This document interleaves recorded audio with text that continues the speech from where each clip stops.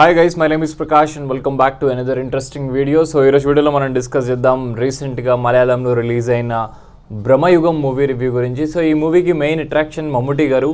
So Mammootty గారు back to back స్వింగ్లో movies చేస్తున్నారు, irrespective of age and ఎన్ని డిఫరెంట్ కాన్సెప్ట్ ట్రై చేస్తున్నారు. నేను లాస్ట్ ఇయర్ నుంచి అటుపక్క రోషార్క్ కానీ, తర్వాత యాత్ర 2 కానీ, ఇంకో పక్క కాతల్ ది గోర్ కానీ, డిఫరెంట్ ఆఫ్ కాన్సెప్ట్స్తో వస్తున్నారు మన ముందుకి.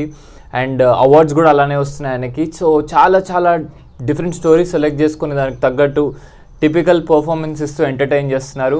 సో అదే రకంగా మమ్ముటి గారి నుంచి జస్ట్ ఒక 1.5 వీక్ గ్యాప్లో రిలీజ్ అయిన యాత్ర 2 నుంచి ఈ మూవీ రిలీజ్ అయింది బ్రహ్మయుగం అని చెప్పి. ఫస్ట్ ట్రైలర్ చూస్తున్నప్పుడు ట్రైలర్ అంతా బ్లాక్ అండ్ వైట్లో ఉంది. మూవీ ఎలా ఉండబోతుంది, కొంచెం డిఫరెంట్ కాన్సెప్ట్ ఉండబోతుందని అయితే అనిపించింది. బట్ సో ఫైనలీ ట్రైలర్ అయితే ఎంగేజ్మెంట్ని క్రియేట్ చేసింది కాబట్టి థియేటర్కి వెళ్ళి ఎక్స్పీరియన్స్ చేద్దామని చెప్పి ట్రై చేశాను. సో నా థియేటర్ ఎక్స్పీరియన్స్ ఎలా ఉందో without any late let's get started. First movie start అవుతున్నప్పుడు ఓకే, ఏదో ఇంట్రెస్టింగ్ ప్లాట్ స్టార్ట్ అవుతుంది, నీట్గా ఉండబోతుంది అనే ఒక క్యూరియాసిటీ ఉండే.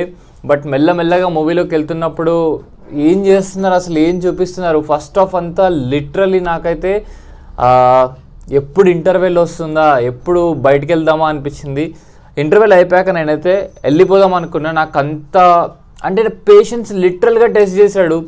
ఒకటి మనకి ఫ్రేమ్ 16:9 ఉండదు.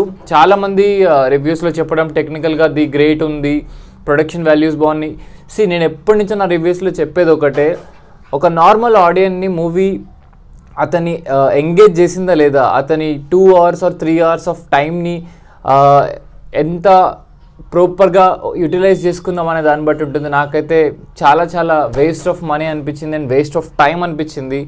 అస్సలు నచ్చలేదు. ఫస్ట్ హాఫ్లో లిటరలీ 3 క్యారెక్టర్స్ని పెట్టుకొని మూవీ మొత్తం చాలా బోర్ అండ్ ఇరిటేటింగ్గా చూపిస్తారు. అది చాలా ఫ్రస్ట్రేషన్ వచ్చింది. అసలు మూవీ ముందుకు వెళ్ళదు. మనకి మమ్ముటి గారు కనిపిస్తారు, ఒక చిన్న అసిస్టెంట్ కనిపిస్తారు అండ్ మన మెయిన్ లీడ్ కనిపిస్తూ వెళ్తూ ఉంటారు. బట్ ఒక కథ అనేది అస్సలు ముందుకెళ్ళదు అండ్ స్క్రీన్ ప్లే చాలా ల్యాగ్ ఉంటుంది. దానికి తోడు బ్లాక్ అండ్ వైట్ చూడడం అండ్ అది 16:9 ఫ్రేమ్ రేషియోలో ఉండదు. జస్ట్ ఒక పర్టికులర్ ఫ్రేమ్ రేషియో తీసుకున్నారు అండ్ దాని ప్రకారమే షూటింగ్ జరిగింది. మూవీ మొత్తం బ్లాక్ అండ్ వైట్. ఒకనాడు బ్లాక్ అండ్ వైట్ నుంచి ఇప్పుడు కలర్కి వస్తే మళ్ళీ డైరెక్టర్ బ్లాక్ అండ్ వైట్కి తీసుకెళ్ళాడు. పోనీ సెకండ్ హాఫ్లో ఉన్న ఏదన్నా కథ ఎంగేజింగ్గా చెప్తారు అని అనుకుంటే అక్కడ కూడా చాలా డిసప్పాయింట్ చేశారు. ఏవేవో స్టోరీలు వస్తూ ఉంటాయి.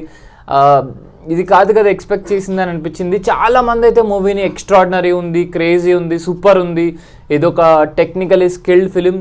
టెక్నికల్ ఆస్పెక్ట్స్ చూసుకోవాలంటే యూట్యూబ్లోనే చాలా వీడియోస్ ఉంటాయి, మనం చూసుకోవచ్చు. బట్ టెక్నికల్ ఆస్పెక్ట్స్ కానీ, ప్రొడక్షన్ వాల్యూస్ కానీ, డిజైన్ కానీ, ఆర్ట్ కానీ ఎలివేట్ అయ్యేది ఒక ఆడియన్ని ఎంగేజ్ చేసినప్పుడే. నన్నైతే ఎంగేజ్ చేయలేకపోయింది. మీరు ఒకవేళ ఈ మూవీ చూస్తే మీకు ఏం అనిపించిందో do let me know in the comment section. ఈ మూవీ పడి చూసేయాలా వెళ్ళంటే అవసరం లేదు గైస్. అండ్ నా ఒక్కడ ఒపీనియన్ నేను చెప్పట్లేదు. నేను నిన్న సినీపోలిస్లో చూశాను మూవీ. ఆల్మోస్ట్ ఎంతమంది థియేటర్ నుంచి వస్తున్నప్పుడు దీనికోసం వస్తుందని, అందరిది అలానే ఉంది. నాది ఒక్కడే అనుకున్నా.